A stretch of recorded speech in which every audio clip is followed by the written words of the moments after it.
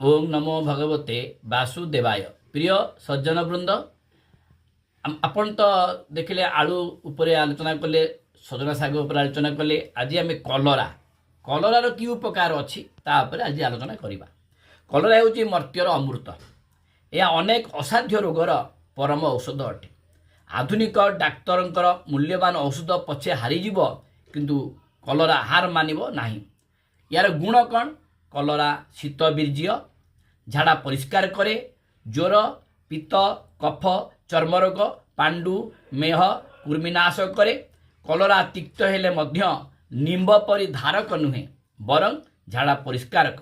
कविराज माने कलरा को विशेष करी मधुमेह और बहुमूत्र आदि रोग रे व्यवहार करिथांती।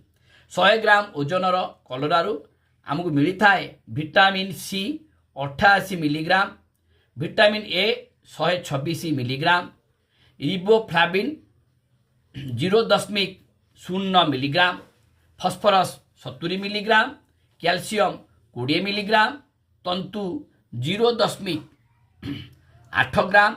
एतद व्यतीत आवश्यक परिमाणर पुष्टिसार, श्वेतसार, स्नेहसार, लौह, खनिज लवण, थियामिन, नियासिन मध्य मिले। 100 ग्राम कलरारू आमको हाराहारी 25 पाए कैलोरी पाई थाओ। उच्च रक्तचाप रोग पाई कलरा पत्र एक फलप्रद औषध।